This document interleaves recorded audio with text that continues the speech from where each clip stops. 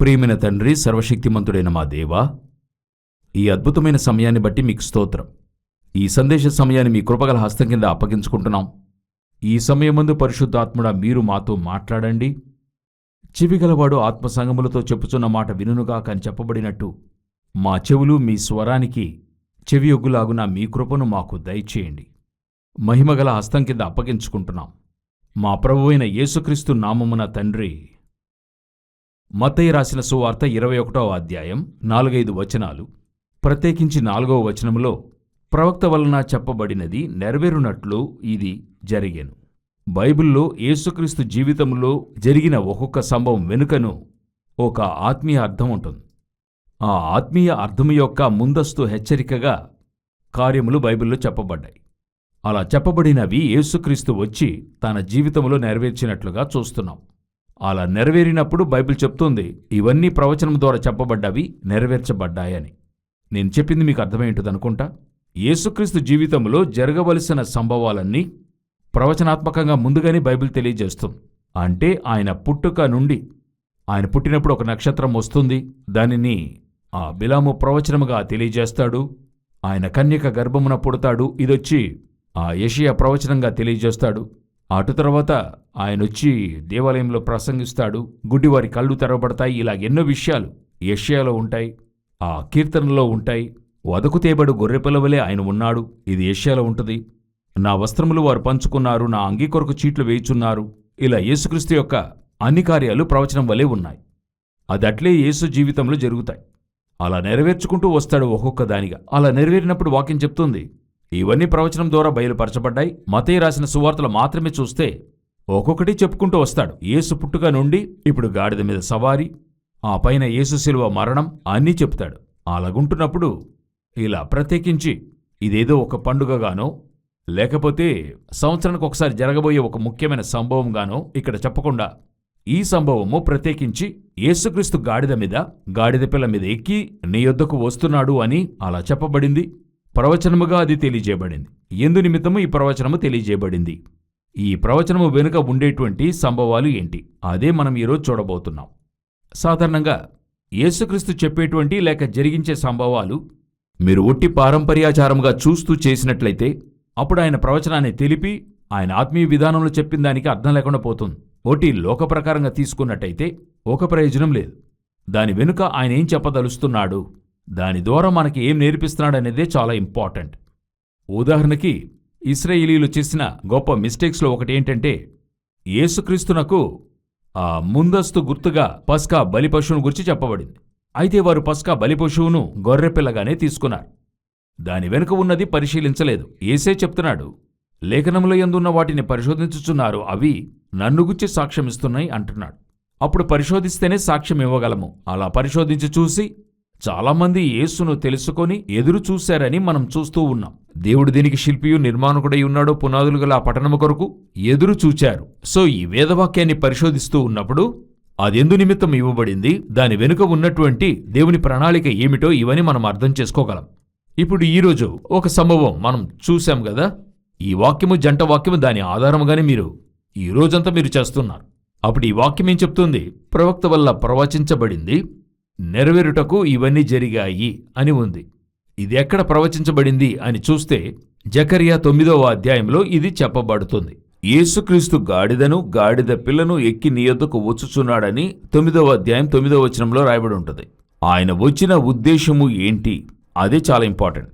ఆయన వచ్చిన ఉద్దేశం ఏంటని చూస్తే తను రాజుగా ప్రజలకి ప్రకటించడానికి వచ్చాడు అనేది చూస్తున్నాం. అంతవరకు యేసు బహిరంగంగా తను రాజుగా ప్రకటించుకోలేదు. అప్పుడే రాజుగా బహిరంగంగా ప్రకటించబడుతున్నాడు. అదే దేవుని ప్రణాళికగా ఉంది. దానిని దేవుడు ప్రొపగండ చేయడానికి లేక బయలుపరచడానికి నేనే ఈ లోకానికి రాజు, ఇశ్రాయేలు నుండి వచ్చాను, యెరూషలేములో ప్రవేశిస్తున్నా అనేది యేసు చూపుతున్నాడు. ఆ సమూహంలో ఉన్న కొందరు పరిసయ్యులు నీ శిష్యులను గద్దించమంటారు.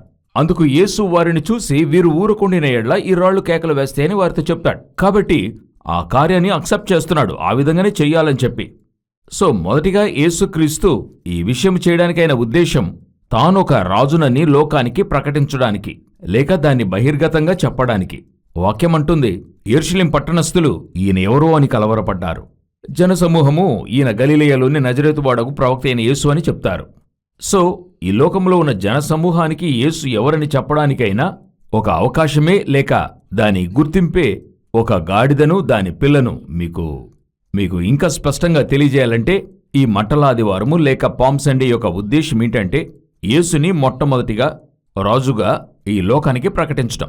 రెండవది, ఈ జకర్యా పుస్తకము 9వ అధ్యాయంలో యేసుక్రీస్తు ఎందుకు రాజుగా ఆ గాడిద మీద కూర్చుని లోనికి ప్రవేశిస్తున్నాడంటే ఆ 11వ వచనాన్ని చదవండి. జకర్యా 9:11లో, మరియు నీవు చేసిన నిబంధన రక్తమును బట్టి తాము పడిన నీరులేని గోతిలో నుండి చెరపట్టబడిన నీ వారిని, బాగా గమనించండి, నీవు చేసిన నిబంధన రక్తమును బట్టి యేసు పట్టణములో ప్రవేశించేప్పుడు ఏర్పడే సంభవాన్ని వాక్యం చెప్తుంది. నీవు చేసిన నిబంధన రక్తమును బట్టి తాము పడిన నీరులేని గోతిలో నుండి చెరపట్టబడిన నీ వారిని. ఎవరు ఈ నీరులేని గోతిలో చెరపట్టబడినవారు అని మీరు చూసినట్లయితే మీ అందరికీ తెలిసిన సంభవము బైబిల్లో ఉంది.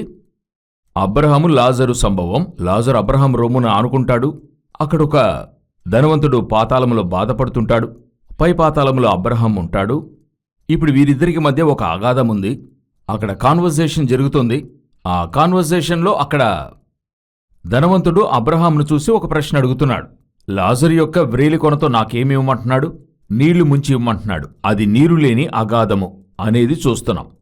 పాత నిబంధనలో యేసుక్రీస్తు వచ్చేంత వరకును పాత నిబంధన పరిశుద్ధులు అంతమంది కూడా పాత నిబంధనలో పై పాతాళము అనే స్థలానికి వెళ్లారు.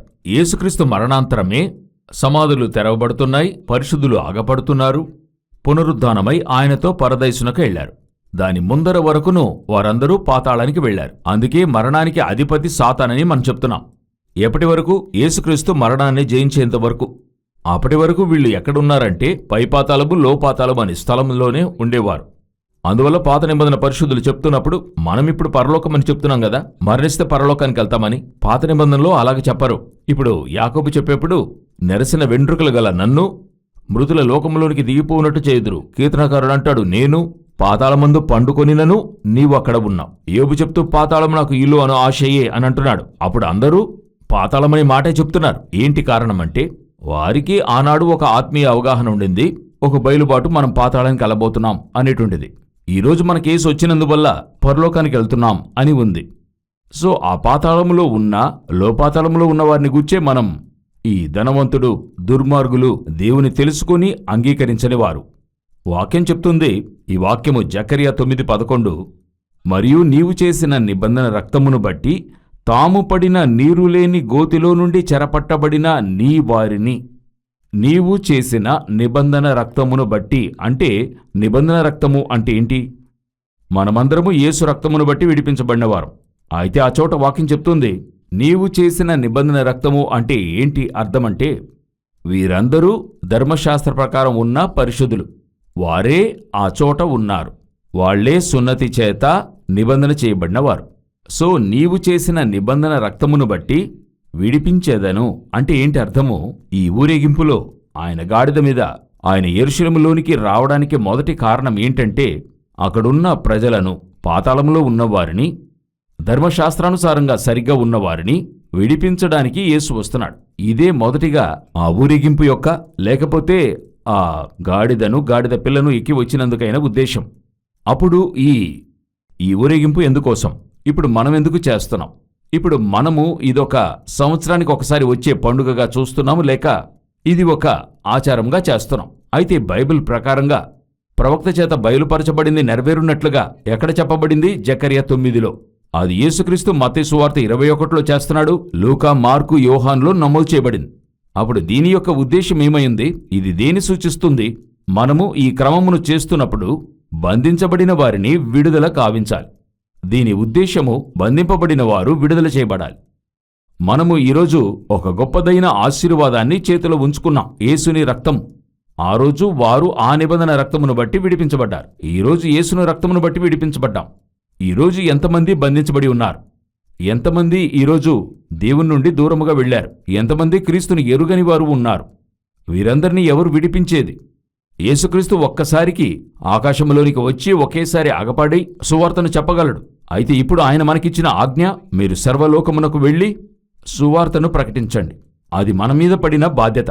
అప్పుడు ఈ వేడుకలో మనం చేయవలసిన అతి ముఖ్యమైన రెండవ విషయం ఏంటి? మొదటిది, వాళ్ళకి తెలియజేయడం ఆయనే దేవుడని. రెండవది, బంధించబడిన వారిని విడుదల చేయడము, కట్టబడిన వారిని. మీరు చూసినట్లయితే ఎహెచ్కేలు 34వ అధ్యాయంలో దేవుడు చెప్తాడు, పలు విధాలైన గొర్రెలున్నాయి, ఒక్కొక్క గొర్రెను ఒక్కొక్క విధంగా స్వస్థపరచాలి. బలహీనమైనవి, రోగముగలవి, తరువాత గాయపడినవి, తోలివేసినవి అని చెప్తాడు. ఇవన్నీ దేన్నంటే ఆత్మలను సూచిస్తున్నాయి. ఈ ఆత్మలన్నీ ఎక్కడ ఉన్నాయంటే ఇదే సంఘము వెలుపట, ఇదే నగరము లోపల ఉంటారు. ఇక్కడున్న వీళ్ళంతమందికిని వారిని విడుదల చేయాల్సిన బాధ్యత ఎవరికి ఉందంటే మన చేతిలో ఉంది. మనమది చేస్తున్నామా? మనం దీన్ని ఎలా చూస్తున్నాం? మన మటుకైతే ఇది ఒక పండుగ, లేకపోతే ఇదొక చేయవలసిన బాధ్యత అంతే. అయితే బైబిల్ మటుకైతే యేసు ఎందుకు ఆ పట్టణంలోనికి వచ్చాడు? ఉత్తినే వచ్చాడా అంటే కాదు. జకర్యా పుస్తకం యేసు రాకముందు 500 సంవత్సరాల క్రితం చెప్పబడింది. ఎందుకు అలా చెప్పబడింది అంటే, నేనొచ్చి నీ వారిని విడిపించెదను. అందుకు ఆయన రాజుగా ప్రవేశిస్తున్నాడు. ఎప్పుడు చూడండి, ఇప్పుడు మన దేశ సైనిక సిబ్బందిని ఒక దేశంలో పట్టుకొని పోయారంటే ఆ దేశంలోనికి వెళ్ళి దిగి యుద్ధము చేసి వారిని విడిపించి తెస్తాం. దానికి ఎవరు వెళ్ళాలి? మన దేశము నుండి వీరులు, సైన్యాధిపతి, రాజు వెళ్ళాలి. అదే యేసు చేస్తున్నాడు. ఆయన రాజుగా లోనికొచ్చి ఆయన వారు అక్కడ కట్టబడి ఉన్నారు. వారిని విడుదల చెయ్యాలి. వారిని ఆ యొక్క కట్టి ఉంచిన వానిని జయించాలి.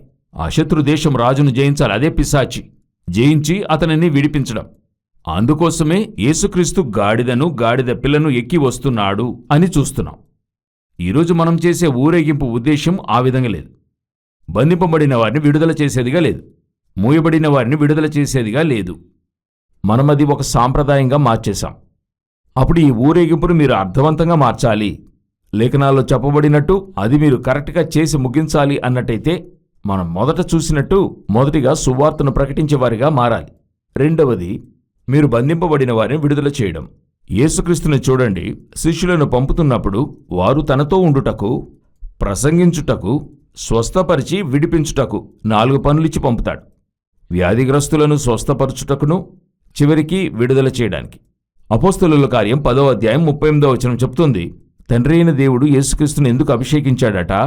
మేలు చేయొచ్చు అపవాది చేత పీడింపబడిన వారిని అందరినీ స్వస్థపరచడానికి. ఈరోజు మనము ఎటువంటి వారముగా ఉన్నాం? మనము, మన కుటుంబము, మన ఆశీర్వాదం అన్నీ ఓకే. దేవుడు అనుగ్రహించాడు, మన సంతోషంగా ఉన్నాం, మరో మాట లేదు. అయితే మన వల్ల ఎవరికి ఏం ప్రయోజనం? మనం ఎవరినైనా విడుదల చేశామా? మిషనరీస్ని సపోర్ట్ చేస్తున్నాం. ఎప్పుడైనా ఆ మినిస్ట్రీ స్థలానికి మీరు వెళ్ళారా? మిషనరీస్కి పంపడం ఎంతో సంతోషం, మిమ్మల్ని కొరతే చెప్పడం లేదు. అది గొప్ప విషయం. మనకి ముందుగా ఒక విషయాన్ని ఏం చేశారంటే రాంగ్గా చెప్పించారు. ఆ రోజున్న పరిస్థితిని బట్టి చెప్పుంటారు. రాంగ్ అని చెప్పకూడదు, ఆ రోజున్న దాన్ని బట్టి చెప్పారు. ఏం చెప్పించారంటే గో ఆర్ సెండ్ అని చెప్పేవారు కదా. ఒకటి వెళ్ళండి, వెళ్ళకపోతే పంపండి. మీరది ఏం చేశారంటే గోనే లేపేశారు, సెండ్ మాత్రం ఉంచుకున్నారు. సెండ్ పంపచ్చు. అది మనం ఎంతగా పంపుతున్నామో మన స్తోమతను బట్టి, మన హృదయానికి తగినట్టుగా పంపుతున్నాం. మిషనరీస్ అందును బట్టి ప్రయోజనపడుతున్నారు. సువార్త వెళుతుంది, లేదనే చెప్పడంలా. మీరు వెళ్ళి ఎప్పుడన్నా ఆ స్థలాన్ని చూశారా? వారేం చేస్తున్నారో చూశారా? వెళ్ళాలి. అప్పుడే మీరిచ్చే విరాళాల మీద మీకు అతిశయం రాదు. ఇప్పుడు మీరిచ్చే విరాళాల మీద మీకు ఖచ్చితంగా ఒక అతిశయం ఉంటుంది. ఎలాగో ఒక నలుగురికి చెప్తారు, 2 మిషనరీస్ని సపోర్ట్ చేస్తున్నాం. మరలా చెప్తున్నాం, మీరు సపోర్ట్ చేయడం మంచిది. అయితే సంవత్సరానికి ఒక్కసారైనా మీరు అక్కడికి వెళ్ళి చూడండి. అప్పుడే మీరు పంపుతున్న ఆ విరాళాలకైనా విలువను మీరు చూస్తారు. ఆ డబ్బు కంటే వారి యొక్క జీవాన్నిచ్చి అక్కడ ఎలా పనిచేస్తున్నారు, మనుషుల మధ్యలో, మృగాల మధ్యలో, అడవి మధ్యలో వారేం చేస్తున్నారన్నది, ఏం చేయాలి అక్కడికెళ్ళి చూడాలి. వారు ప్రతిరోజు మృగాల మధ్య పరిగెత్తుతారు. వారి ఉద్దేశం ఏంటి? మీరు పంపే డబ్బు సహాయపడుతుంది, లేదని చెప్పడం లేదు. లేకపోయినా వారు బ్రతుకుతారు, ఎలాగైనా దేవుడు వారిని పోషిస్తాడు. అయితే వారే బంధించబడిన వారి విడుదల చేయడానికి వెళుతూ ఉన్నారు.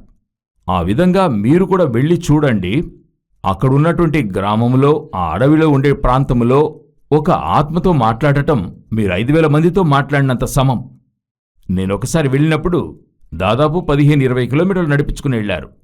తీసుకువెళ్ళి ఒక దగ్గరికి తీసుకెళ్లారు. అక్కడికి వెళితే ఎంత చూసినా ఒక 10 మంది కూడా లేరు. కొండపైన ఉన్నారు. కానీ ఆ 10 మందిని వారం వెళ్ళి చూస్తున్నారట. చూసి సువార్తను చెప్తారు. ఇదే బంధించబడిన వారిని విడుదల చేయడం. ఈరోజు మనం అది చేస్తున్నామా? అటువంటి కార్యం ఉందా? మనం ఖచ్చితంగా ఇస్తున్నాం, లేదని చెప్పడంలా. అందులో మనకొక చిన్న అతిశయం మైండ్లో ఉంటుంది. మనం ఎవరితోనా మాట్లాడుతున్నప్పుడు అలా చెప్తూ ఉంటాం, మేము 2 మినిస్ట్రీస్ని ఆదుకుంటున్నాం అని అంటాం. దయచేసి మీరు దిగి పని చేయండి. దేవుని కోసం మీ కాళ్ళు నడవనివ్వండి. దేవుని కోసం మీ చేతులతో ట్రాక్స్ ఇవ్వండి. డబ్బులు ఇవ్వడం ఓకే, ట్రాక్స్ ఇవ్వండి. వెళ్ళి మీ నోటితో కొంత సువార్తను కూడా చెప్పండి. దేవుని కోసం కొంత మాట్లాడండి. దేవునికి డబ్బు లేక మిమ్మల్ని పిలవడం అనేది కాదు, దేవునికి మనుషులు లేకనే మిమ్మల్ని పిలిచాడు. వాక్యం స్పష్టంగా చెప్తుంది, కోత విస్తారమే గాని పనివారు కొద్దే. కోతకు పనివారిని పంపమని కోత యజమానితో వేడుకొనుడి. God need a heart. సువార్తను అందించే మంచి హృదయం కావాలి దేవునికి. బంధించబడిన వారి విడుదల చేయడానికి యేసుక్రీస్తు గాడిద మీద వచ్చాడు. ఈరోజు మనము బంధించబడిన వారి విడుదల చేయడానికి రాలేదు. మనం ఒక వాడుకగా చేస్తున్నాం. ఒక తీర్మానం, ఒక్కొక్క కార్యము విషయం వెనుక ఒక మంచి తీర్మానం ఉంటే అది ప్రయోజనకరంగా ఉంటుంది. ఒక తీర్మానం, ఒకరోజు ఒక ఆత్మకైనా గాస్పెల్ చెప్పండి, సువార్త చెప్పండి. సంవత్సరానికి ఒక్కసారి అయినా ఏదైనా ఒక పని స్థలానికి వెళ్ళిరండి. ఒక స్థలానికి ఒక 2 రోజులు 3 రోజులు వెళ్ళండి. వెళ్ళక్కడ ఉండండి, బస చేసి రండి. నేను మీకు దేవుని నామమును బట్టి నిశ్చయంగా చెప్తున్నాను, ఆ 3 రోజుల ప్రయాణం మీ జీవితాన్నే పూర్తిగా మార్చేస్తుంది, అనేక మార్పులు తెస్తుంది. ఇంకా చెప్పాలంటే మీరు స్పిరిచువల్గా వర్ధిల్లడానికి ఆ పని స్థలం సరిపోయేదిగా ఉంటుంది. మొట్టమొదటిగా యేసుక్రీస్తు ఎందుకు గాడిదను గాడిద పిల్ల మీద ఎక్కి వచ్చాడంటే విడుదల గావించడానికి వచ్చాడు. ఇది ఫస్ట్. రెండవది, ఆ తర్వాత మనం ఎందుకొరకు చేయాలంటే సువార్తను ప్రకటించడానికి చేయాలి. మూడవది, ఈ కార్యము ప్రవక్తల ప్రవచనాన్ని బట్టి నెరవేరుటకు ఈ విధంగా జరిగాను. ఇది చేస్తున్నప్పుడు యేసు జరిగించిన ముఖ్యమైన కార్యాన్ని మనం చూస్తున్నాం. మత్తయి సువార్త 21వ అధ్యాయం 2వ వచనాన్ని చదవండి. మీ ఎదుటనున్న గ్రామమునకు వెళ్ళుడి. వెళ్ళగానే కట్టబడియున్న ఒక గాడిదయు దానితోనున్న ఒక గాడిద పిల్లయు మీకు కనబడును. వాటిని విప్పి నా యొద్దకు తోలుకొని రండి. సామాన్యంగా మీరు గమనించి చూడండి, కొంచెం గమనించి చూడండి. గాడిదను కట్టిపెట్టారు, చూసారా? రోడ్లో వెడుతున్నప్పుడు గాడిద సాధారణంగా ఏం చేస్తుంది? మేస్తూ ఉంటుంది. అట్లే కొంత భద్రతగా ఉంచేవారు 2 కాళ్ళు కట్టిపెడతారు. అయితే ఇంట్లో ఏం చేయరు? కట్టిపెట్టరు అస్సలు. కట్టి ఉంచే గాడిద ఏదో తెలుసా?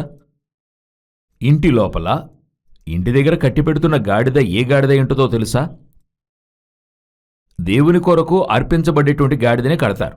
ఏది దేవుని కొరకు ఇస్తారంటే, ధర్మశాస్త్ర ప్రకారంగా అన్ని జ్యేష్ఠత్వములోనూ మొదటిది జ్యేష్ఠత్వముని ఎవరికివ్వాలి? దేవునికివ్వాలి. ధర్మశాస్త్ర ప్రకారంగా అన్నిటిలో మొదటిది ఇవ్వాలి. ఎడ్లు, ఆవులు ఏవేవి మొదటివో ఇప్పుడు మీరు దశమ భాగం ఇస్తున్నారు కదా. దానికైన విషయం ఏంటంటే, జీతం వచ్చిన వెంటనే ఈరోజు కూడా అటువంటి వారు ఉన్నారు. ఎంతో దేవునికై కేర్ఫుల్గా ఉండేవారు ఉన్నారు. అంటే జీతం వచ్చిన వెంటనే మొదట ఏం చేస్తారు? ఇచ్చి కవర్లో పెట్టి దశమ భాగాన్ని తీసి పెడతారు. ఇంకొక గ్రూప్ ఉంది, ఖర్చు పెట్టి చివరి వారం చూసుకోవచ్చు అనే గ్రూప్ కూడా ఉంది.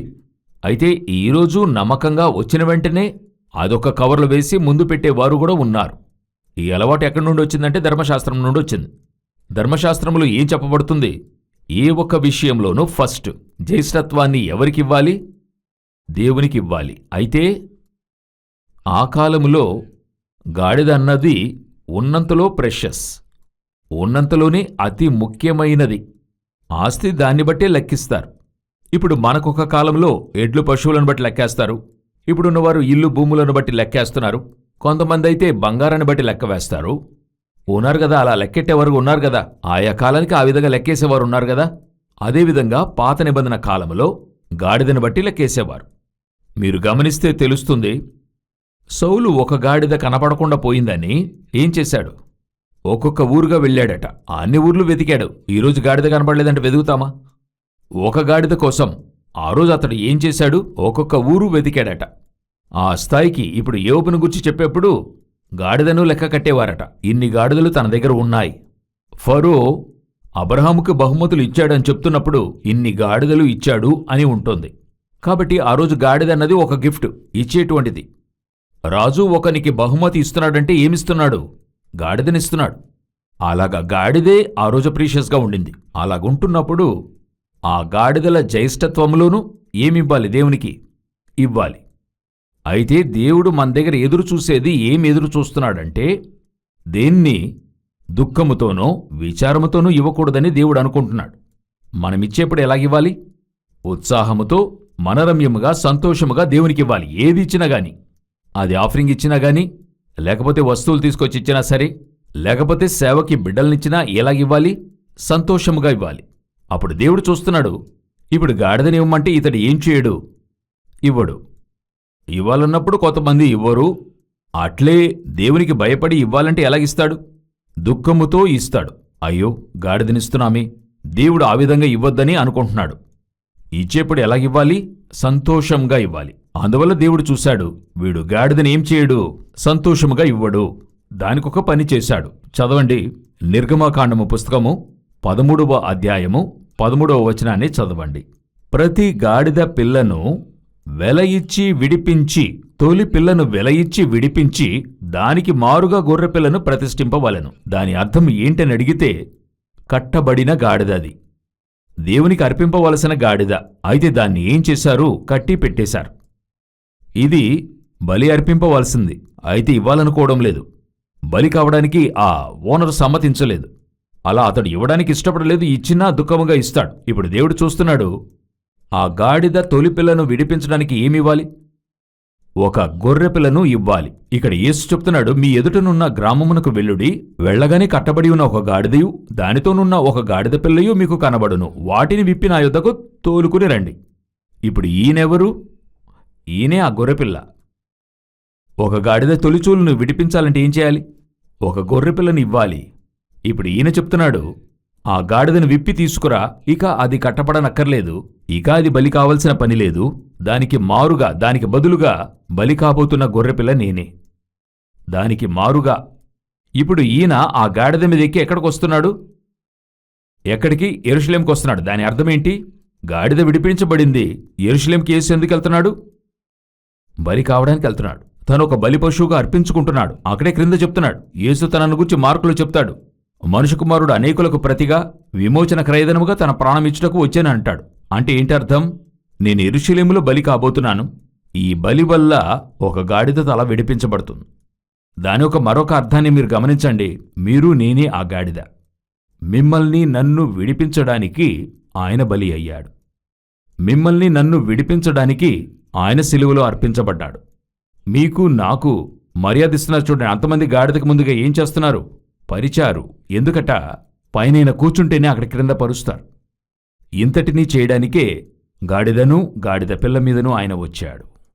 అప్పుడు ఎందు నిమిత్తముగా ఇవ్వబడింది? మిమ్మల్ని నన్ను విడిపించడానికి. మీరు నేను యేసు వచ్చేంతవరకు కట్టబడిన వారిగా ఉండాం. నేనెక్కడుండానో అడగద్దండి. మన పూర్వీకులు ఉండడం బట్టి మనం అందరం వచ్చాం. 2000 సంవత్సరాల క్రితం గాడిద యొక్క తలలన్నీ కూడా కట్టబడి ఉండినవి. అన్నీ కూడా కట్టబడి ఉండినవి. అన్నీ విడుదల గావించడానికి యేసు చెప్పాడు, అన్నిటికీ కట్లు విప్పు, అన్నీ నా దగ్గర తీసుకురా. లేదు, ఏదన్నా అడిగితే ఓనర్ అడుగుతాడే, అపవాది అడుగుతాడే. అపవాది మోషే దేహాన్ని అడిగాడు. వాడు అడుగుతాడు, ఎందుకు ఈ గాడిదను విడుదల చేస్తున్నారు? ధైర్యంగా చెప్పు, దీని కొరకు గొర్రెపిల్ల బలి కాబోతుంది. ఈ గొర్రెను బలిగా అర్పించి ఆ గాడిదను విడుదల చేశాడు. మీరు నేను యేసుని బలిచేత విడుదలయ్యాము. అందువల్ల తరువాత యేసు యెరూషలేములో సిలువను మోస్తాడు, ఆ గాడిదను విడుదల చేస్తున్నాడు. అప్పుడు అలా మూడవదిగా ఈ ఊరేగింపు యొక్క అర్థమేంటి? ఎందుకు మనం ఇది ఈరోజు చేస్తున్నాం అన్నట్టయితే, దీని ఉద్దేశం ఏంటంటే, మీరు నేను విడుదలైన వారిగా ఉన్నాం. ప్రభువు నన్ను విడుదల చేశాడు. మీరు నడిచేప్పుడల్లా ఒకటి మీకు తెలియాలి, నేను విడుదలైన వాణ్ణి. ఆ రోజు ఆ రోడ్లో ఆ గాడిద నడిచినప్పుడు జనులందరూ పరిచారు. బట్టలను కొమ్మలను తీసుకొచ్చి పరిచారు. కాని వారు యేసు కొరకే చేశారు. అయితే నడిచి వచ్చింది ఎవరు? గాడిదే నడిచొచ్చింది, యేసు నడవలేదు. దాని అర్థమేంటి? ఈరోజు నేను ఇక్కడ విడుదలైన వ్యక్తిగా నడుస్తూ ఉన్నాను. ఆశీర్వదించబడిన వానిగా నడుస్తున్నా. ఈరోజు దేవుడు నాకు అన్నిటినీ ఇచ్చాడు. ఇంతటి ఆశీర్వాదానికి కారణం, నాపైనున్న గొర్రెపిల్ల ఒకరోజు నాకై బలి అయ్యింది. గాడిద తలలన్నీ కూడా గొర్రెపిల్ల వల్ల విడిపించబడాలి. యోచించి చూడండి. మీరు ఊరేగింపులో అలా యోచించి వెళ్ళారా? ఊరేగింపులో నేనెందుకు నడుస్తున్నానంటే, ప్రభువు నన్ను విడుదల చేసున్నాడు. నేనెందుకు నడుస్తున్నా? నాకు ముందుగా ఇంతటి ఆశీర్వాదాన్ని దేవుడు ఉంచాడు. ఇది మన మట్టుకైతే ఏంటి? ఇదొక ఊరేగింపు. అయితే ఎందుకు నడిచాము? అలా నడవటానికి ఏంటి కారణం? ఆ నడక వెనుక ఉన్నటువంటి దేవుని యొక్క ఆ ప్రణాళిక ఏమిటన్నట్టయితే మీకు తెలియాలి.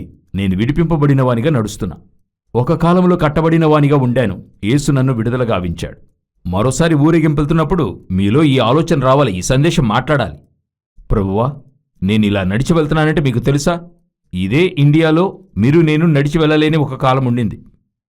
రోడ్లో నడిచి వెళ్ళలేని ఒక కాలం ఉండింది. అందరూ నడుస్తారు, మనం ఒక ప్రక్కన నుంచోవలసిన కాలం ఉండింది. అందరూ చెప్పులేసుకుంటారు, మనం చెప్పులు వేసుకోలేని కాలం ఉండింది. అందరూ చొక్కాలేసుకుంటారు, మనం చొక్కాలేసుకోలేని కాలం ఉండింది. దేవుడు ఈరోజు మిషనరీలను పంపి ఆయన మనల్ని ఆత్మీయ రీతిలో విడుదల చేశాడు. మిషనరీలు వచ్చి చట్టప్రకారంగా మనల్ని విడుదల చేశారు. ఈరోజు మనం ధైర్యంగా నడుస్తూ ఉన్నాం. ఎంతటి ఆశీర్వాదం! దీని గొప్పతనం తెలుస్తుందా? ఇప్పుడు ఉన్నంతలో ఏంటంటే, ఈ గొప్పతనం తెలియని కూటంలో మీరు నేను చేరి ఉన్నాం. ఎంతటి ఆశీర్వాదం! ఒక 50-100 సంవత్సరాల క్రితం మీరు నేను రోడ్లో నడిచే పరిస్థితి లేకుండా ఉండింది. ఇదే ఒక 150-200 సంవత్సరాల క్రితమైతే మిషనరీలు రాకముందు మీకు నాకు ఏమీ లేకుండా ఉండింది. అయితే ఈరోజు చదువు, ఈ ఆశీర్వాదాలనే దేవుడు వారి ద్వారా ఇచ్చాడు. అప్పుడు మనం ఎంత కృతజ్ఞత కలిగిన వారిగా ఉండాలి. నడిచేప్పుడు మన హృదయంలో ఏం కలగాలి? మీరు నేను నాయకుని కోసం చనిపోవక్కర్లా. అయితే కృతజ్ఞతా హృదయం కావాలి కదా. నడిచేప్పుడు చెప్పాలి కదా, దేవుడు నన్ను విడుదల చేశాడని. దేవుడు నన్ను ఆశీర్వదించాడు. దేవుడు నన్ను మాత్రం కాదు, గాడిదల తల చొప్పున నా కుటుంబాన్ని, నా తరముని దేవుడు విడుదల చేసున్నాడు. హల్లెలూయా! ఇదే ప్రవచనం వెనుక జరిగిన రెండవ అతి ముఖ్యమైన సంభవం జరిగింది. మూడవది ఇంకొక కార్యం ఉంది, అది మాత్రం చెప్పి ముగిస్తాను. ఎందుకు ఈ విధంగా యేసు గాడిదను, గాడిద పిల్లను ఎక్కి ఆ చోటికి వచ్చాడని ఆ వాక్యం చదవండి.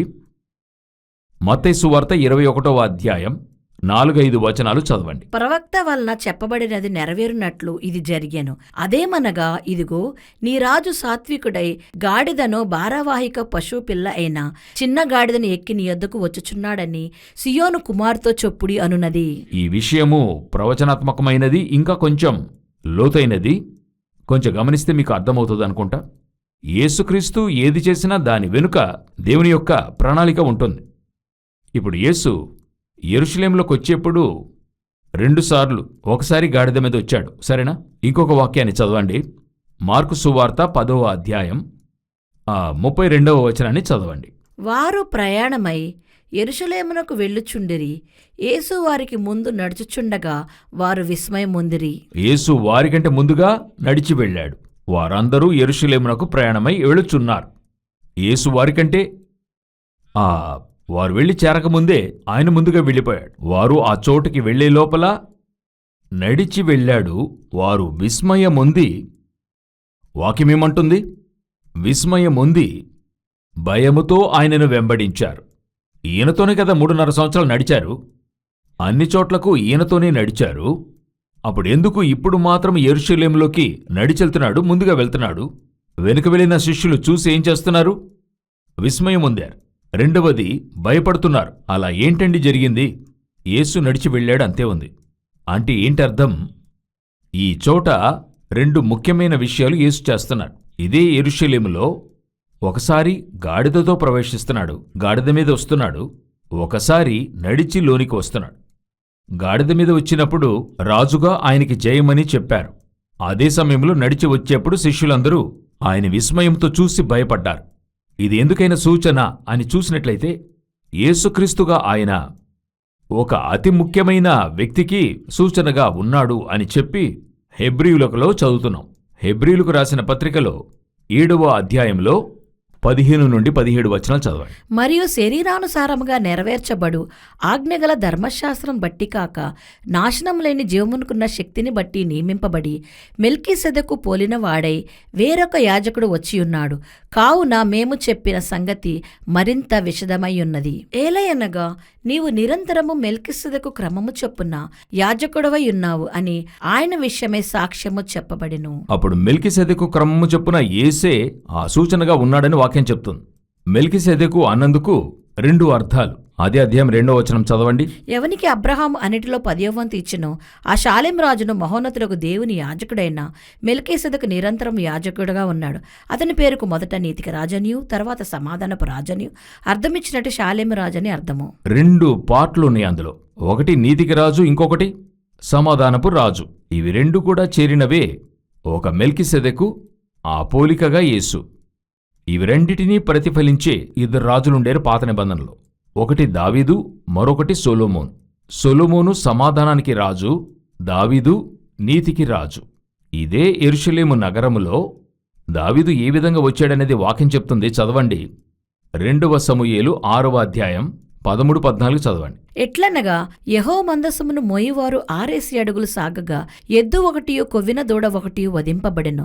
దావీదు నారతో నేయబడిన ఏఫోదును ధరించిన వాడే శక్తి కొలది యెహోవా సన్నిధిని నాట్యమాడుచుండెను. ఇది దావీదు అదే యెరూషలేములోనికి నడిచి వచ్చింది. తరువాత 1 రాజులు 1:39 చదవండి. యాజకుడైన సాదోకు గుడారంలో నుండి తైలపు కొమ్మును తెచ్చి సొలొమోనుకు పట్టాభిషేకము చేసెను. అప్పుడు వారు బాకా ఉదగా కూడిన జనులందరూ రాజైన సొలొమోను చిరంజీవి అగునుగాక అని కేకలు వేసిరి. అప్పుడు సొలొమోను ఏ విధంగా లోనికొచ్చాడు? దానికి ముందర వాక్యం చెప్తుంది. కాబట్టి యాజకుడైన సాదోకును ప్రవక్త అయిన నాతాను రాజైన దావీదు కంచెర గాడిద మీద సొలొమోనును ఎక్కించి గీహోనునకు తీసుకుని రాగా గమనించండి. ఇదే యెరూషలేములోనికి దావీదు నడిచి వచ్చాడు. ముందుగా సొలొమోను గాడిద మీద వచ్చాడు.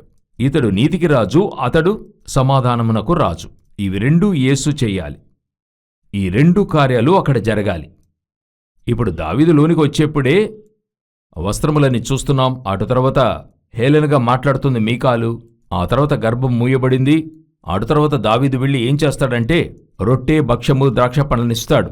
6వ అధ్యాయంలో ద్రాక్ష పండ్లు, రొట్టె, భక్ష్యము 3ను ఇచ్చి ప్రజలను ఆశీర్వదిస్తాడు. అది మీరు 2వ సమూయేలు 6వ అధ్యాయంలో మీరు చూడగలరు. 19వ వచనం. సమూహముగా కూడిన ఇశ్రాయేలీయులకు స్త్రీ పురుషులకందరికీ ఒక్కొక్క రొట్టెయు, ఒక్కొక్క భక్ష్యమును, ఒక్కొక్క ద్రాక్ష పండ్ల అడయు పంచిపెట్టిన తర్వాత జనులందరూ తమ తమ ఇండ్లకు వెళ్ళిపోయేరి. ఈ వాక్య ప్రకారంగా మరి చూస్తే దావీదు కమ్యూనియన్ ఇస్తున్నాడు. యేసుక్రీస్తు యెరూషలేములోకెళ్ళి కమ్యూనియన్ ఇస్తున్నాడు. ఒకసారి లోనికి వస్తున్నప్పుడు యేసు నడిచొచ్చాడు, మరొకసారి వచ్చేప్పుడు గాడిద మీద వచ్చాడు. వీరిద్దరూ చేస్తున్నది ఆయన చేస్తున్నాడు. ఈ ప్రవచనం నెరవేరాలి. ఇప్పుడు లెక్క ప్రకారంగా యేసుక్రీస్తు ఆ సూచనను చేసి ముగించాడు. ఇంకా మీకు తేటగా చెప్పాలంటే యేసు ఒక యాజకునిగా దావీదును చూస్తే ఏఫోదు వస్త్రమును ధరించి అని ఉంటది. అదే 6వ అధ్యాయం 14వ వచనంలో దావీదు నారతో నేయబడిన ఏఫోదును ధరించి, ఏఫోదు యాజకులు ధరించేది. యాజకుడు వేసుకునే డ్రెస్ని దావీదు వేసుకొని యెరూషలేములోకి నడిచి వచ్చి ఆయనొచ్చి కమ్యూనియన్ ఇస్తున్నాడు. ఇదే కార్యం యేసు చేస్తున్నాడు. ఆయన రాజయ్యి ఉండియు యాజకునిగా వచ్చి కమ్యూనియన్ ఇచ్చాడు. ఇంకొకసారి గాడిద మీద రాజుగా లోనికొస్తున్నాడు. దీని అర్థమేంటి? యేసు ఒకసారి యాజకునిగా వచ్చి ఆయన బలి అయ్యాడు. గాడిద మీద రావడం ఏది సూచిస్తుంది? 2వసారి యేసుక్రీస్తు రాజుగా రాబోతున్నాడు. మరలా లోనికొచ్చి రాజ్యభారం చేస్తాడు. సొలొమోను వచ్చి ఏమేమి చేస్తాడో అంటే రాజ్యభారం, సమాధానమైన రాజ్యభారం, అదే 1000 ఏండ్ల పరిపాలన, అది యేసు చేయబోతున్నాడు. దానినే ఒక సూచనగా గాడిదను, గాడిద పిల్ల మీదను. యేసెందుకు గాడిద పిల్ల మీద ఎక్కి వస్తున్నాడంటే వారిద్దరిని చూడండి. సౌలు సమూయేలు అభిషేకం చేస్తాడు, దావీదును సమూయేలు అభిషేకం చేస్తాడు. అయితే సొలొమోను మాత్రం గాడిదపై ఎక్కించి తీసుకొస్తారు. సొలొమోను అన్నది సమాధానానికైనా సూచన. ఇంకా చెప్పాలంటే సొలొమోను యెహోవా కుమారుడు, యెహోవా కుడిచేయి, ఇలా సూచనలున్నాయి. దేవుడే అతనికి పేరు పెడతాడు. సో తర్వాత గాడిదను, గాడిద పిల్ల మీదను అన్నందుకైన ప్రవచన నెరవేర్పు ఏంటంటే 2వసారి యేసు గాడిదను, గాడిద పిల్ల మీదను రాజుగా వచ్చిన లాగున ఈ లోకములో రాజులా వచ్చి 1000 ఏండ్ల పరిపాలనను చేయబోతాడు. దాని యొక్క సూచనే యేసు గాడిద మీద వస్తాడు, నడిచొచ్చాడు. నడిచొచ్చినప్పుడు ఏఫోదు ధరించిన దావీదు రాజవస్త్రము ధరించినట్లు సొలొమోను నుంచుంటాడు. యేసు మరలా రాజుగా రాబోతున్నాడు. అప్పుడు ఈ ఊరేగింపులో మీరు చేయాల్సిన 3వ కార్యము ఏంటంటే, మా ఊరేగింపునకు గుర్తు ఏంటంటే మా దేవుడు మరలా రాజుగా రాబోతున్నాడనేటువంటి అర్థం. ఆ యొక్క ఆలోచనతోనే ఈ కార్యము చేయాలి. ఇప్పుడు మనం ఇదొక పారంపర్యాచారముగా చేస్తూ ఉన్నాం. దీని వెనుక ఉండేటువంటిదైనా దీర్ఘదర్శనం. ఏది వాక్యం చెప్తోంది? ఇదెందుకు ముందుగా ప్రవచించబడింది? ఇందును బట్టి యేసు ఇంకా ఏ రాజగృహంలోనూ కూర్చోలేదు, రాజవస్త్రం ధరించలేదు. అయితే బైబిల్ చెప్తుంది మరలా ఆయన రాజుగా వచ్చి 1000 ఏండ్ల పరిపాలన చేస్తాడు. అప్పుడు 4వదిగా మీరు దీని మూలంగా తెలుసుకోవలసిన మరో ప్రవచనం ఏంటంటే ఆయన మరలా రాజుగా రాబోతున్నాడు, పరిపాలించబోతున్నాడు అన్నందుకు సూచనగానే ఆయన గాడిద మీద వచ్చాడు. ఈరోజు మనం ఎంతమంది యేసు వస్తున్నాడు అనుకుంటున్నాం, రాజుగా వస్తాడని అనుకుంటున్నాం, కాని సిద్ధంగా ఉన్నామా? మీరు బాగా గమనిస్తే యెరూషలేము పట్టణస్థులందరూ ఈయన వస్తున్నప్పుడు ఎవరని అడుగుతున్నారు? ఈయనెవరు? అయితే ఆయనే వారి రాజు. వారి మధ్యకొచ్చి 33 సంవత్సరాలు అయ్యింది. అదే ఇశ్రాయేల్ దేశంలో. అయితే అక్కడున్న వారికి తెలియలేదు ఆయనే ఇశ్రాయేల్ రాజు అని. అదే పరిస్థితి ఈరోజు సంఘానికి. ఇప్పుడు మీరు చెప్పొచ్చు, మాకు బాగా తెలిసే, యేసురాజా బాగా తెలిసే, యేసు వస్తాడని తెలిసే. వస్తాడని తెలియడము ముఖ్యము కాదు, సిద్ధపడటమే ముఖ్యము. టైం టేబుల్ ఇస్తారని మనకు బాగా తెలుసు. ఇస్తే ఎగ్జామ్ రాయడానికి రెడీగా ఉండాలి. దానికోసమే ఆ టైం టేబుల్ ఇవ్వడం. మనమెంతమంది ఈరోజు రాకడికి రెడీగా ఉన్నాం? ఇప్పుడు ఒక కూటం మాత్రమే ఆయనతో ఊరేగింపులో వెళ్ళింది. అందరూ ముందు వెనుక వెళుతూ ఉన్నారు, వస్త్రాలు పరుస్తున్నారు. వారిలో ఒక కూటం నాకు తెలియదు ఎవరైనా ఎక్కడి నుండి వస్తున్నాడు. అదేవిధంగా ఒక కూటమే యేసు రాజుగా వచ్చేందుకు సిద్ధంగా ఉంది, సంధించడానికి. బహుజన కూటము సిద్ధముగా లేదు. మీరిది చేయడం వల్ల సిద్ధపడ్డారు అనే అర్థం కాదు.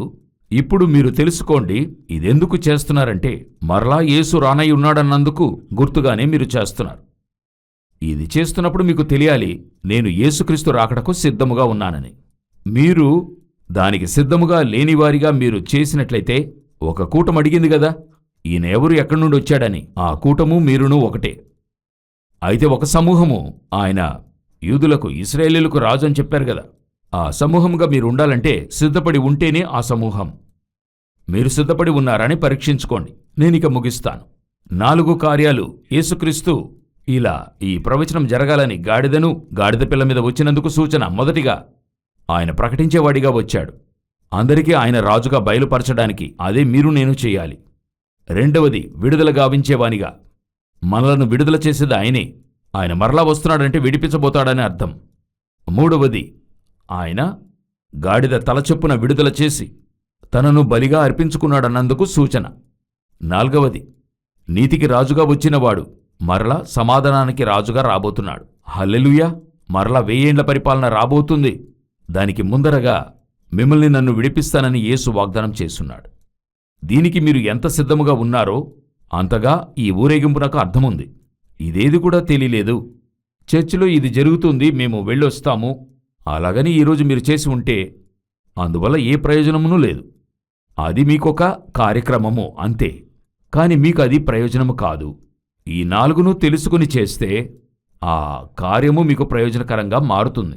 మీరు సిద్ధపడిన వారుగా మారతారు. ఆమెన్. మనం ప్రార్థించుకుందాం. కళ్ళు మూసుకుందామా? ప్రియమైన తండ్రి, సర్వశక్తిమంతుడైన మా ప్రభువా, ఈ అద్భుతమైన సమయానికై మీకు స్తోత్రం. కృపగల నీ హస్తముల క్రింద తల ఉంచుతున్నాం. ఇంతవరకు ఆత్మదేవ మా మధ్య సంచరించినందుకు మీకు స్తోత్రం. మీరు మాత్రమే మహిమ పొందుదురు ప్రభువా. మీరు వచ్చినప్పుడు మేము నిజమైన ఊరేగింపులో పాల్గొనుటకు కృపచూపము. వేవేల పరిశుద్ధులతో ప్రభువు వచ్చినప్పుడు మేము అందులో పాల్గొనటానికి ప్రభువా కృపచూపుము. ఆయనతో శ్రమను అనుభవించామంటే ఆయనతో పరిపాలించదమని వాక్యం చెప్తోంది. తండ్రి, ఈ ఊరేగింపు అర్థవంతంగా అర్థము చేసుకున్నట్టుగా ప్రవచనం వెనుక నిగూఢమైన సత్యాన్ని పొందుకొని చేసేవారిగా కృప చూపించండి. మీ మహిమతో కప్పండి. మా ప్రభువైన యేసుక్రీస్తు నామమున తండ్రి.